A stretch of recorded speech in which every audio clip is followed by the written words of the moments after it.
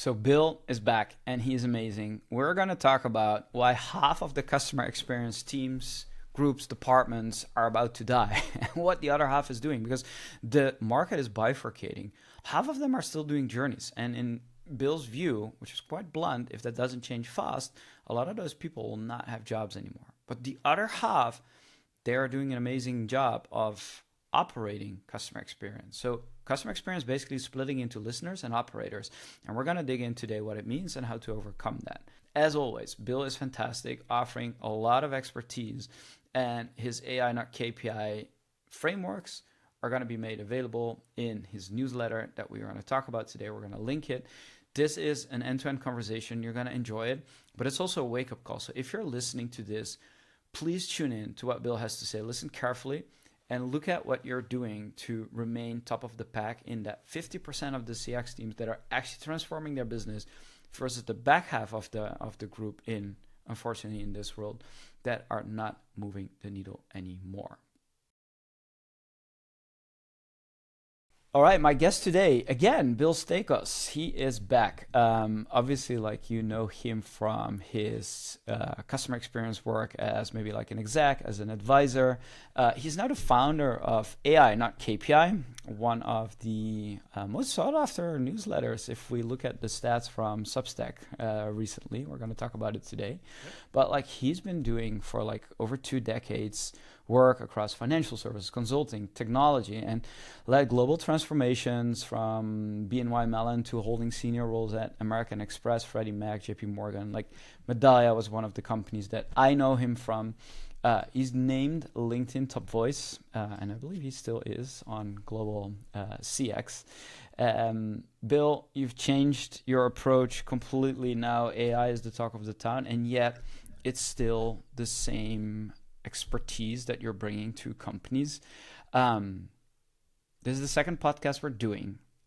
Much has changed ever since, but we're going to dig into some of the topics that are top of mind for business leaders today that are working in customer experience oriented businesses where the game has completely flipped. So I'm very excited to have you back on. I'm super excited to be here. I've said this publicly. This is my favorite podcast to be on because you are such a great host and you ask really great questions and thoughtful ones that challenge my own thinking as well. So that's always a great conversation. Oh, wow. I appreciate it. So the bar is raised from the last conversation. Yeah, man, let's go. Well, let me start with the simple one then, really easy. Well, I'll let you be the judge of that. But when we were chatting before recording, like you mentioned in passing, like half of the teams that are working in like these big businesses focused on the customer experience are still just doing surveys.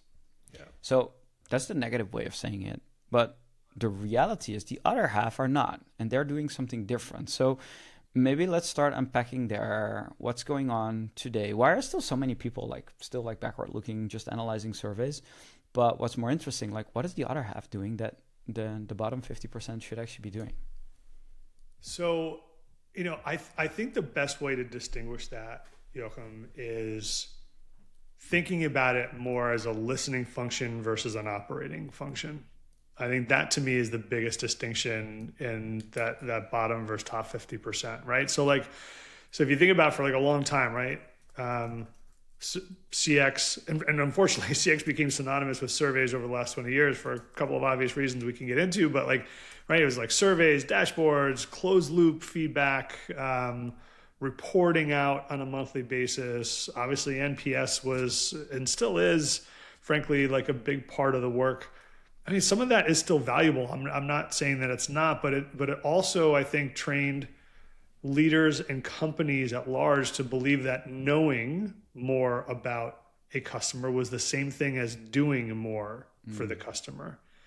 So, and I think, frankly, you mentioned AI. I think AI starts to break that kind of thinking a little bit, right? So I think the companies that are starting to get it, right, and starting to do more, right, it's not a sentiment chart anymore. It's not an executive readout. I think it's about looking at and seeing what's happening, truly understanding why it matters, but then the operating component around it to decide what to do and how to increase the velocity of action in an organization, right? obviously technology is a big part of that as an enabler, but it's sort of the operating rhythm and cadence and systems inside an organization that these teams and these companies have figured out, that I think is changing that. And a big part of that, frankly, and I see one of the biggest markers of that is when a CX team and or let's say a head of CX or a CXO and the chief product officer, there's like no daylight between them. Like they are best friends in the company. They're working hand in hand. And when that happens, that is like a big sort of like pivot point, I think, for organizations. Yeah. So there's a couple of things that I'm seeing happening. So like let's just say like a couple of years ago, 3 years ago, you did start to have some CX leaders, and then I think it was probably like 5% of CX leaders saying, hey, look, we have a governance forum where we're giving a readout of what's happening. We're talking about what things we need to fix. And then everybody kind of would leave that meeting and nothing would get fixed, right? With sort of like the proliferation and sort of like, these safe agile really coming to the fore and like these new operating models for an organization, I think these product teams have realized that insights to develop better user stories, to prioritize the backlog, these things are really important.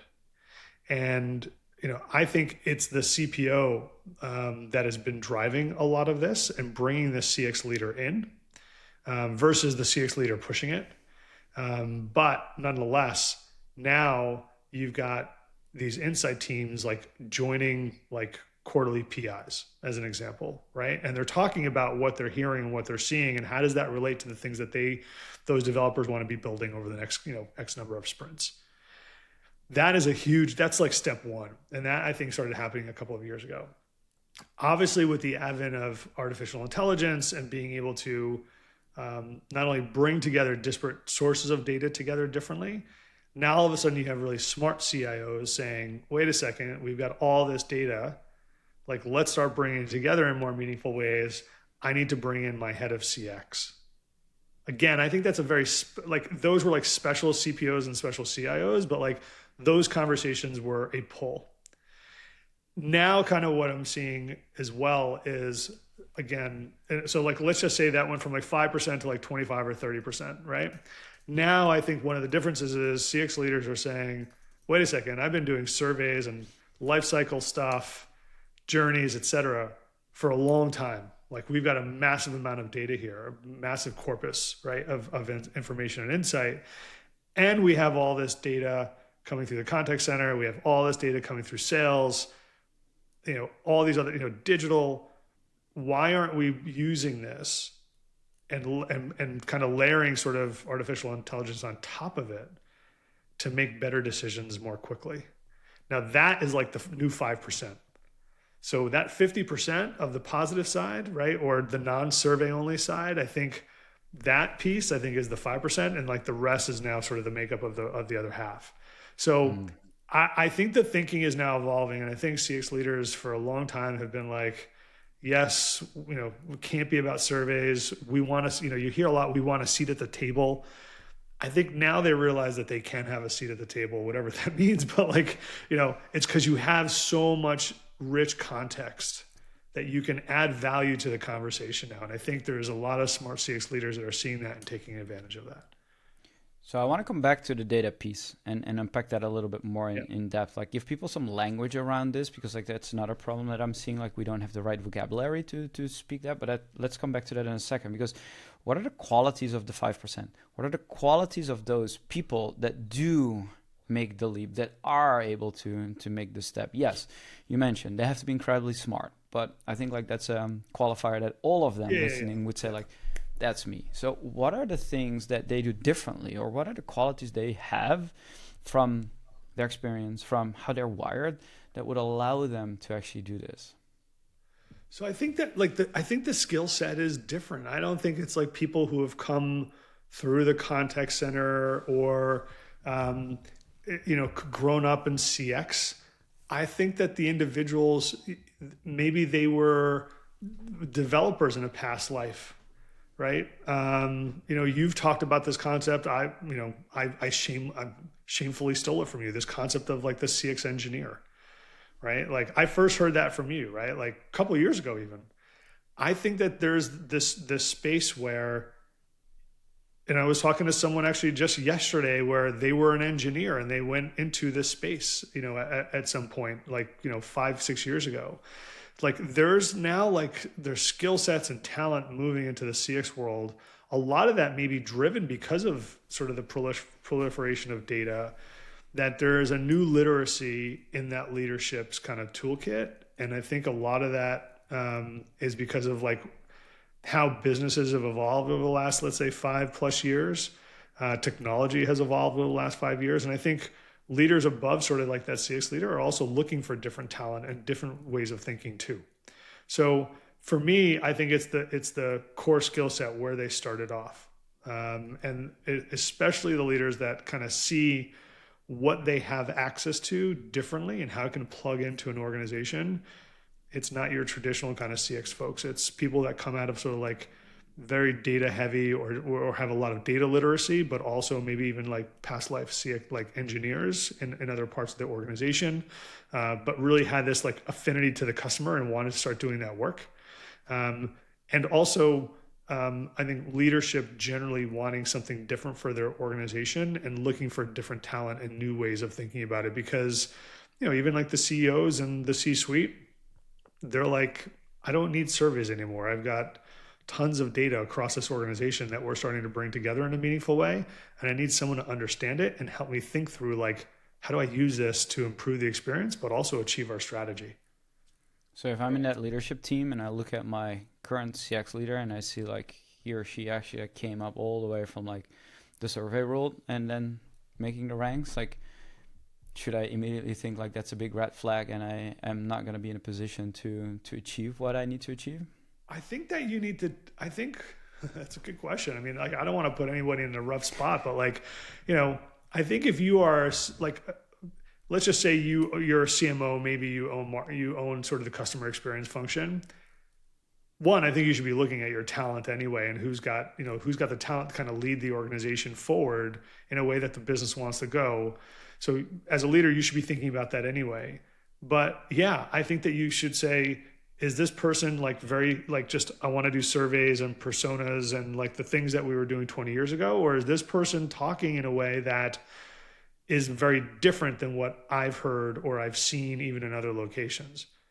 And if we are moving towards a space where you have AI on the front end of customer interactions, real-time orchestration driven by AI. I mean, you guys have developed an amazing AI agent to look across sort of like, the journey architecture and your data architecture. Like if we are moving in that world, and we are, right, then I think you need a different skill set. Look, I see this in the contact center. You got voice AI solutions that are being put into place, but you have the same contact center person running the contact center. Like they have no skill set in AI. Like why are we putting these solutions into place? So like I would argue, should we put the contact center maybe in the CTO organization or the CIO organization instead of COO, where it typically sits?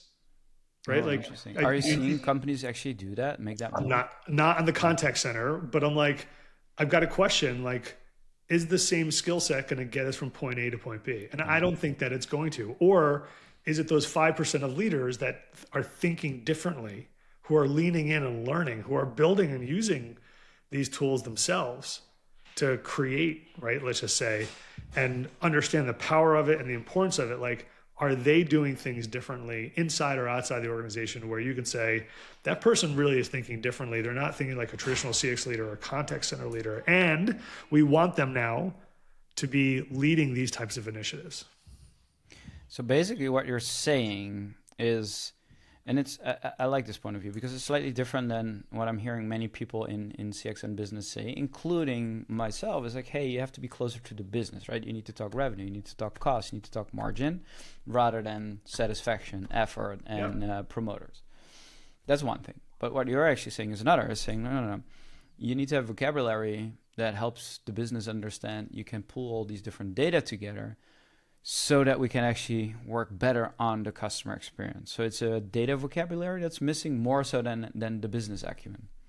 I think it's both, Joachim, honestly. Like, the conversation over the last, let's say, couple of years around customer experience has been, look, you should be leveraging these capabilities and this toolkit to go drive revenue, reduce cost to serve, reduce risk, improve culture, et cetera. So I think the business acumen and the skill set and the vocabulary along with that skill set really need to go hand in hand.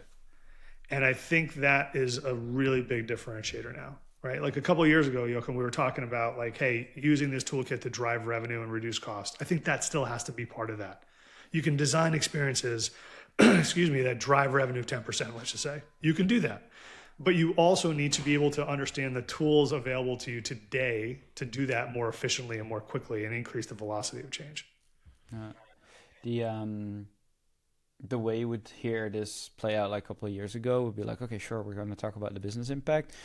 Let's close the outer loop, right? And that's like the typical CX play. Like you had the inner loop, like instant resolution and like the feedback to close the loop. And then you had the outer loop. And the outer loop was incredibly difficult because that typically was about finding the issues that you couldn't solve in the experience, like the agent couldn't solve it, and therefore like it was something that had to be prioritized elsewhere in the business. And no one was focused on that. But the last few years, like, oh yeah, we need to close the outer loop. But I'm still hearing a lot of customer experience leaders talk about like closing the outer loop.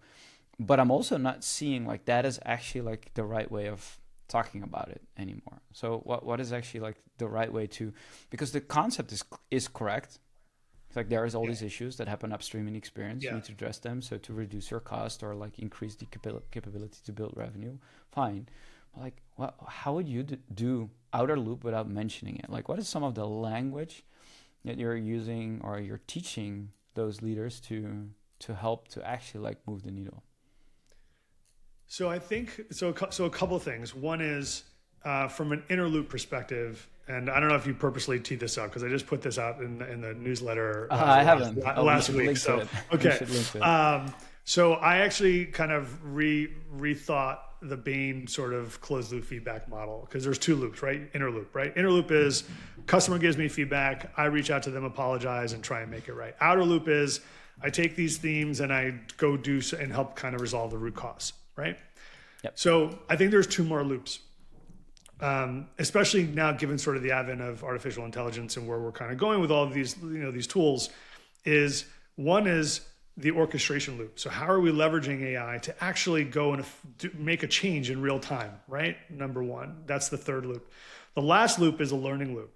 How are we putting all this sort of insight back into the system so it gets smarter and smarter and makes better decisions every day? And I think that's a big difference. So when I'm talking to organizations, yes, the inner loop is important, but I'm starting to say, one, inner loop doesn't scale. Companies can't hire more people to close more inner loops. That's never worked well. It worked well for the technology companies that were talking about that and created workflows around that, but it doesn't work well for an organization at the end of the day. So I'm saying, look, like there are clients and then there are clients or customers, right? Like some are just better than others. And you have to start thinking about loops in different ways. Some are more important than others. So which loops do you want to close with the client? That could be because the client is super important and you want to close that loop, or the topic is really important. Okay, number one. Others, which ones can I automate? The outer loop, that's where, and I hate to use the word governance, but it's just a word that so many people know. Like, what is the operating system inside the organization where leaders, cross-functional teams are coming together to talk about what's happening from a broader experience perspective? And then what does that look like relative to our backlog? And then making sure that those items are in the backlog, right? Number two. The orchestration loop, I think this is where like your CIO, your CTO are coming into place and saying, look, we want to be automating some experiences. And we can. Voice AI is a great example of that. And there are others that our customers absolutely, A, they're not ready for AI to come into play, or B, the journey is such that we would never have an automation, right? Think about like wealth transfer if you're a private bank, or if you're insurance, there's been sort of a life event, right, that you need to take care of. Like you wouldn't put AI in front of that thing. That'd be crazy. It would be detrimental to your brand. And then the learning loop is, okay, now your chief data officer is involved. and working with CX. Okay, now how do we take all this data and make sense of it and plug it into this system so our data becomes better and smarter, but also we're using it in more constructive ways. So I think there are 4 loops. I think there are different players across those 4 loops, and then bringing everyone together cross-functionally to solve these problems around the customer is where it's all headed. If you're enjoying this conversation, don't forget to subscribe on your favorite podcast channel and leave a review. It makes all the difference. The Experience Edge podcast is where I interview business leaders, CX pioneers, and the best designers who share their insight on creating business impact, having an edge on the customer experience. If you want more exclusive content and behind-the-scenes access, check out the Experience Edge podcast on YouTube and LinkedIn so you don't miss a thing. Now let's get back to the conversation. Do these loops need to be intentionally designed, governed, if you will, by specific people in the organization? Or this is more like, no, this is an emergent property of what is actually going on. So it helps us as like observants of the space to communicate like what's going on? Or are they actually like necessary to put guardrails in place in the organization, be intentional about it, teach people what they are, get structures around this? Like, how do you think about that? So coming out of, I come out of financial services, so I think everything needs to be governed just because of my brain is like, I've got regulators imprinted on my brain. So like, I think that you need to, so like, that's where it's intentional. That's where like change management, change leadership comes into play and is super important. And I think having clear ownership and accountability around these loops, not having a racy, but also having a rapid, right? Like, right? Like from responsible to right down to who owns the decision. I think this stuff is super important to have in place. Otherwise, you won't get the same results, right? If people are a little bit unclear as to who owns what and what they're doing, they're just going to go back to, well, my objectives are here. Yeah. I'm not going to pay attention to these objectives over here because this is what I'm comped on. But if now I'm comped on these two, I'm going to pay attention to them, right? So. Well, look, I think all this starts with maybe like asking like some better questions of yourself, not necessarily of the business, right? Like, I'm going to take a shot at like, CX professionals a little bit. Like as a cohort, we do like a lot of finger pointing, right? The business didn't bring me in, or the business doesn't care about the customer experience, or the business doesn't give me the tools to be successful, right? Like, well, start looking at yourself. Like, what do you need to be doing differently? So the business actually looks at you and says, I think about you differently as a partner now, right? So like, one is like, what do I need to change to fit into that model, right? Like one, what model do they have? Two, what do I need to change about the work that me and my team are doing? And I'll take the role of CX leader to fit into that model. I'll give you a great example. So this is a couple of jobs ago. But the organization brought in McKinsey, spent millions of dollars to create a new sort of operating model. It was an agile, but the consulting company called it different. Okay, great. So now we have this new model. Now you've got developers going through and all these these teams, like they're going through the sprints. They're creating a lot of traffic, let's just say, et cetera. And the way that the company was looking at measuring the performance of these teams was cost per user story. So let's just say a team cost $1 million to stand up and operate, and that team was putting out 1,000 user stories a year. The cost per user story was $1,000. Okay, great. The problem with that is though, if I go to 2,000 user stories, now my cost per user story has gone down, and I look super productive. But that doesn't mean I've been effective, right?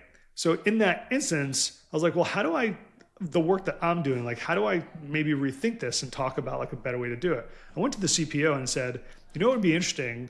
What if we put the teams on a 2x2 box and said, one is productivity and the other sort of line is efficacy, effectiveness.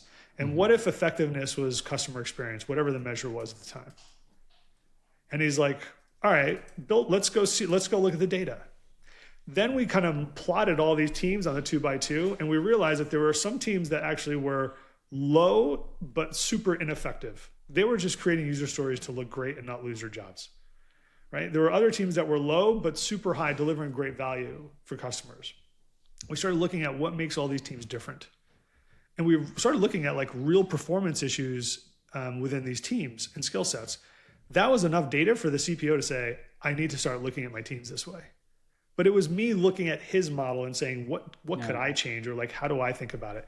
Like, we need to start asking those different questions. I love that. I think this is a great example. I had JD Buckley from Synchrony Financial doing something similar. Like, she's in the customer experience teams, and she's built this model, like her 4R model, where she basically is attributing the ratio of recommendations, so 2R, to accepted on the roadmap, to actually shipped, to actually creating impact. So she's done a similar job where she's looked at the operating model of the business, which is like ship capabilities to customers, and then how much of the recommendations that they're bringing are actually translating A, into roadmap items, B, into things that ultimately get shipped, but C, and I think like this is critical, that actually translate into real impact, whether it's on the customer side or on the business side.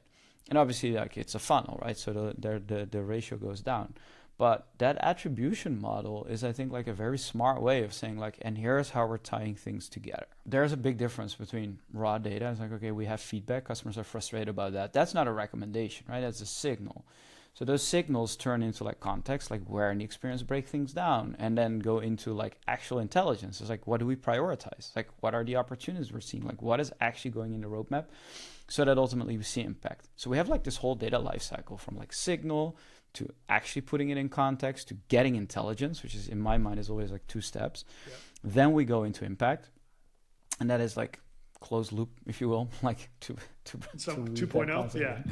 Closed loop 2.0. Sorry, not here to develop frameworks, but really to get your take on this. Is like, how should we rethink like what the customer experience role is now that there is this big difference between raw data and the semantic layer of the data, even understanding how things are together, but then the context, like how do they relate? Like, help me understand how you think about this, and where customer experience teams that take like a lot of these signals are under their remit to collect, to analyze, how they can actually take the next steps to be more plugged into the organization. Like, what is that? Is that language? Is that systems? Is that operating model? Is that frameworks? Like, what do you think?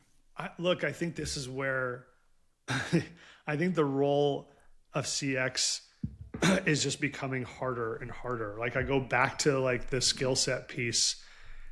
I don't know if a lot of CX leaders have the skill set to be successful in this next sort of era, or whatever you want to call it. But I also feel the same way about some contact center teams, et cetera, right? And I'm not bashing teams and people. Please do not take it that way. But I think that we need to understand, like, if I ask a room full of CX people what a semantic layer is, to raise your hand if you know what it means, you'd get like a couple of hands that go up, right? At a conference last year, everyone was talking about MCP, but no one knew what MCP was. But I got to know about it. Like, what does that say about us as leaders if like one of the most important pieces of technology, for lack of a better term for it, connecting AI to different sort of decision layers, like, how do we not know what that is? But we need to know what it is. Like, it just fundamentally doesn't square with me. So like, I think it is knowledge and understanding. I think that there is a level of curiosity that needs to increase in the CX discipline to start connecting these dots, but learning first. Like, I don't know about this. I don't know how to build an agent. Well, go build one. The tools are flipping free, for crying outside, right? Like, out loud. Your company is paying for this stuff. Go build an agent. Like, ask the agent, this is what I do. What should I build if you don't know? Like, all the stuff is there in front of you. So I think that there is skill set, but more importantly, I think that there is curiosity. And I think that there is also this idea of, I need to move faster and I need to move beyond where I am today. And I think that too many are just stuck in this like old way of thinking, in that 50%. And that's the 50% that I'm super concerned about, because that's a big number. Now, I've not done a formal study to say that, but when I talk to teams, about half of them are survey only, and give or take. And I think that's really impacting not only who we are as leaders in organizations, but what we do and whether we're employable over the next couple of years too. Is customer experience at a crossroads where it's almost like it's the wrong way to think about what the function, the group, the capability, the department is actually supposed to do? I think that it's a great question. My sense is, or I think that we probably needed to change the things that we were doing 5 years ago, or at the very least, once GPT hit the market, we need to start saying we need to do things differently, and because of this technology. And I remember in those early days, and this isn't that long ago, right? Like 3-4 years ago at this point, not even. I remember thinking to myself at that time, this is going to fundamentally change the way we do research, the way we gather insights, the way we analyze insights, and started playing with the tool in those early days when it was free. And a lot of it was junk what came out, obviously, but like this is where, like, if you use the word crossroads, I think that's a great sort of descriptor of where CX is. I will never say that we don't need it anymore. I think we do. I think we still need the skill set at a foundational level. I just think that because of all the tooling and the velocity of change from a tech perspective that's happening, I think the skill set needs to change very quickly. And I also think that you need to as a leader, you need to be thinking about the skill set of my team. And is it set up to take advantage of these capabilities that are coming on, or is it set up to kind of continue the old way? And if it's going to continue to do the things the old way, then you should be very concerned about where you fit in the organization, or if at all. What do you think will play out in organizations where it's like that? Because likely those teams get reorged or made redundant altogether. There is still the need to survey customers, even though that's like getting reduced. But especially like you're in financial institutions all the time, like it's regulated. You have to survey customers for certain things. Like it's just like it's part of the way to operate. So that's not going to go away. But do we need a team for that? Is basically that what you're saying? Like the bottom 50%, like if you're not careful, like that role, that department, that whole customer experience does not exist anymore in your business? Is that what we're up for? I think what you're going to have is probably over the next couple of years, hopefully that 50% gets down to like 30%, and those teams will become redundant, or 25%, whatever that is. I remember, was it Forrester or Gartner, like 5 years ago, said one in four CX leaders are going to lose their jobs over the next couple of years. I think they were too early in that headline, but obviously now what you're seeing is you're seeing exactly that play out, right? Okay. So, years ago I used to say the two most important coffees you have as a new CX leader are with your chief HR officer to talk about employee experience and the connection to customer experience, and your CFO. I've changed my thinking on that. I think the number one most important conversation, your first one, is either your chief information officer or chief technology officer. And the reason is that, going back to like all this data that you've got access to around the customer, I think that's where you have to start leaning in with different partners.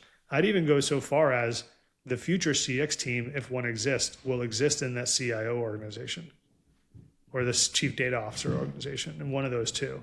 Because I think you can have a lot of impact there relative to CMO as an example. So I'm lucky. I'm working with the top 50% of the market, because usually like that's where solutions like ours fit into. But I'm actually seeing a similar trend where the context layer is like in every part of the business, like that's a priority.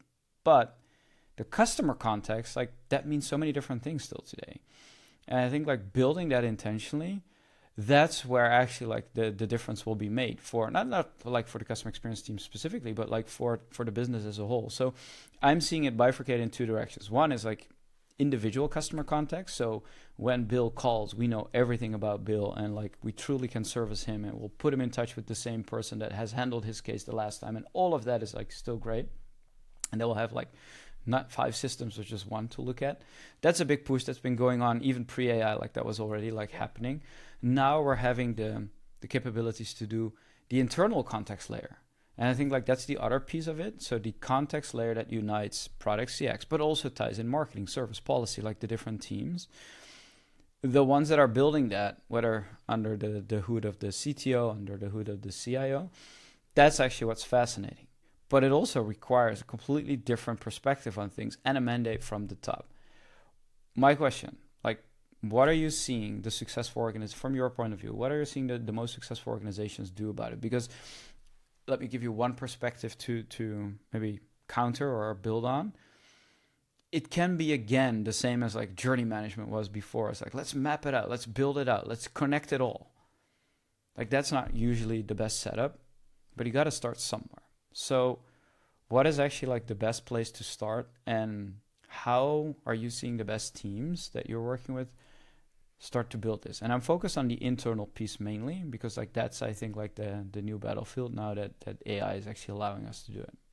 Yeah. So I think I don't think it starts with the biggest customer pain point. It's important, don't get me wrong, but I think you need to start with like, what's the biggest business pain point? Like, where are we hemorrhaging money, or where do people fall out of the funnel? I think if you start there, I think one, you're probably going to see sort of experience issues. But then if you start there and say, well, what does that look like internally, from data perspective, from a process perspective, from a people perspective, and start to understand that. And not only understand like, how do we kind of deliver against this process, but then also like when it breaks down, what happens? Like, how do we show up as an organization? I think understanding that first could be really important. And then you can say, right, think of it, it's like service design, back of house, front of house, right? If you look at the back of the house and say, okay, well then, okay, we're losing money and people are falling out, of this, this purchasing process here. And this is a big issue, right? Your capability can certainly show people that pretty easily and quickly. But then, like, what are we doing internally? What does that look like, and how does that show up? And when we do fail, how do we show up for our customers? How do we show up for each other? Even more importantly, on some level inside the organization. Then you can start to look at, okay, what does this look like from the customer's perspective? And then I think you just then say, okay, who are the owners of these processes? Then let's just get them in a room and just say, here's the problem. Here's what it's costing us every day. Yeah. Clearly an opportunity to solve. And you create shared goals and shared objectives around that one problem and just burn it down. Meet weekly, and right? Have clear accountability. Who owns what? Who's going to do what? Who needs to kind of, go back to this racy and the rapid, right? Like, how are we going to tackle this problem, right? And at the end, celebrate that you did it when you can measure the results in real business outcomes. And, if there's a nice customer outcome associated with that, fantastic. If not, okay, so what? You solved a real business problem, and you did it from a customer lens too. So I think understanding like how operations work internally is really important. And then you can say, okay, now that we've fixed this, or we understand the process and these policies around this stuff really well, how do we leverage AI? Like, where can AI play a role to help accelerate or expedite or automate some of this? And because you have a really good understanding of the internal mechanism around a specific event, you can redesign it for AI much more easily versus just saying, oh, we're just going to put AI on top of this and see what happens, right? So I think there's real value, and I love your perspective on like looking at internally, is really understanding like, how do we show up as an organization first before we look at what's happening from a customer perspective. So let's say we do that. So basically you're saying like the notion of the journey is still important. We're bringing all these data together to have an initial like, okay, alignment, decision criteria on like, let's move forward. Where does that put us in the internal operations when we think about AI? Because this is, anyone can do this. Like, you don't even need tools for this. Like, you just jot it down on the map. But I know, like, obviously, like, we know where we can go with this conversation. But where I'm trying to get at, how do you standardize this?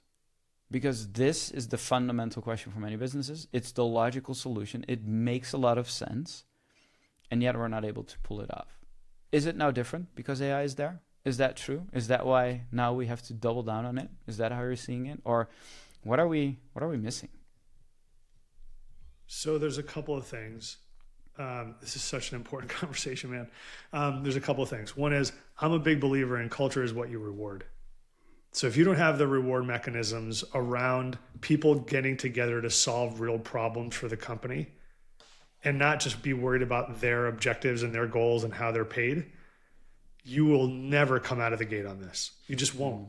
So you need to start rethinking the way that you reward people and or what you reward in the organization, right? So, and I think there, and this is where a lot of organizations fall down too, change management and change leadership. And the way I think about the two is change leadership is the vision. What are we building towards? Where are we going?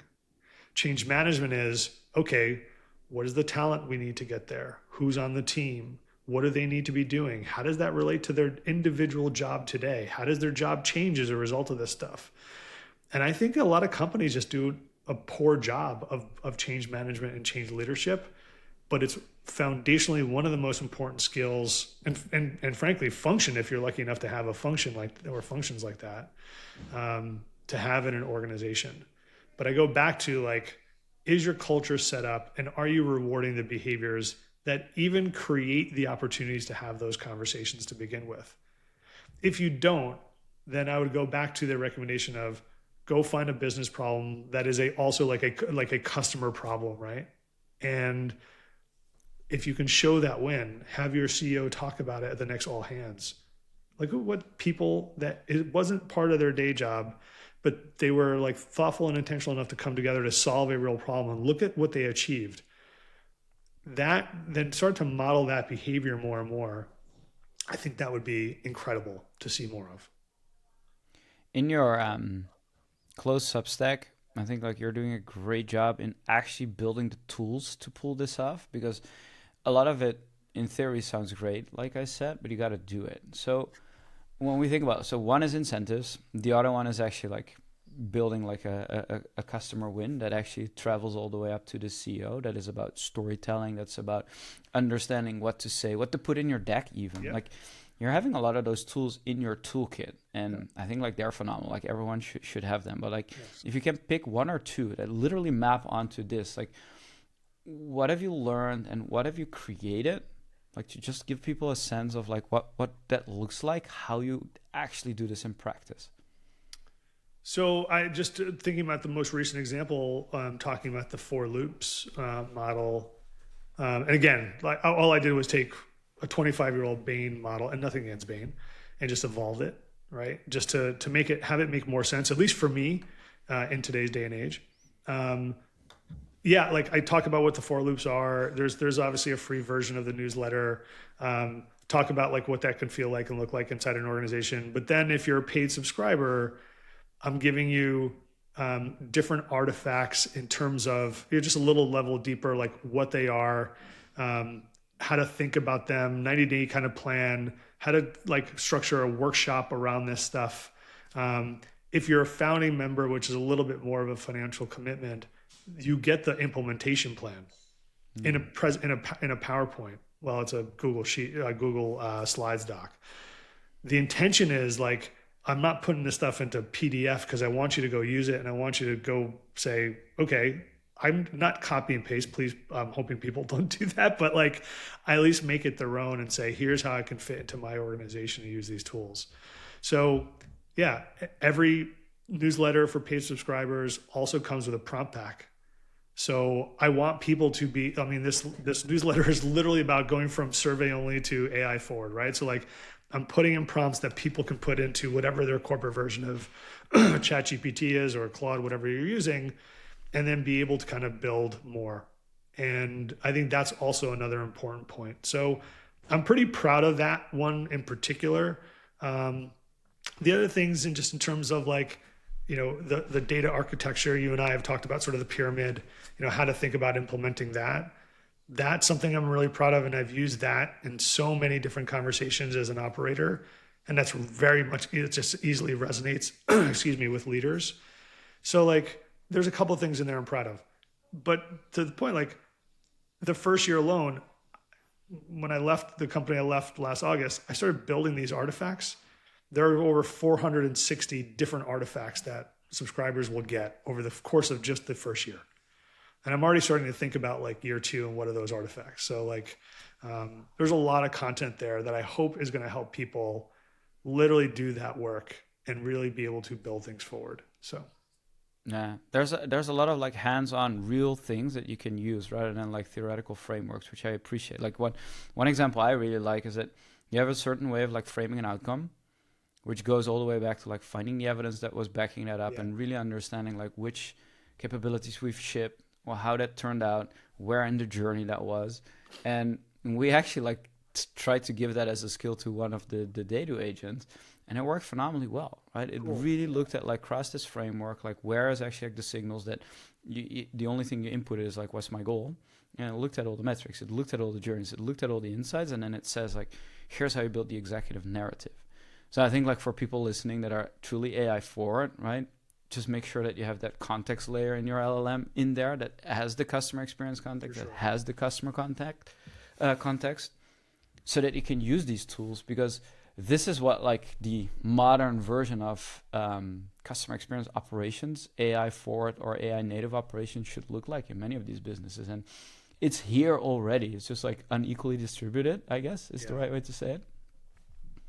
I think that's the right way to say it. But like, again, the tools are there. The company is literally giving you the tools. Like, I don't know a single enterprise that hasn't given every employee access to one of the big LLMs.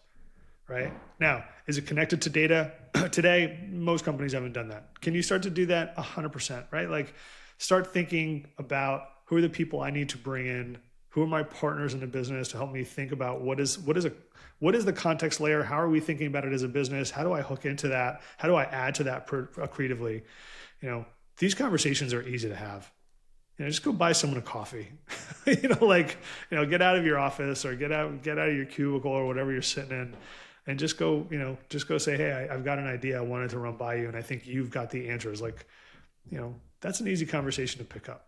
No, I appreciate your kind words, Bill. And talking about questions, but also answers. If you want to have answers to how to do this, like, Bill, where should they find the AI Not KPI newsletter to subscribe? Like, what's the easiest place to find that? So you can find it on my LinkedIn if you go to my LinkedIn, but also if you go to Substack, just search for AI Not KPI. You can find it there as well. I publish the free version on a shortened version of the free version on LinkedIn, the full free version on Substack, and then obviously the paid artifacts go with a sort of another sort of for subscribers only piece on the Substack too. So perfect, and we'll link to the specific pieces that we talked about today, so people can find them quickly as well. Bill, thank you for joining me. This was great. It's my pleasure. And I love coming on the show, Joachim, and it's always great to talk to you.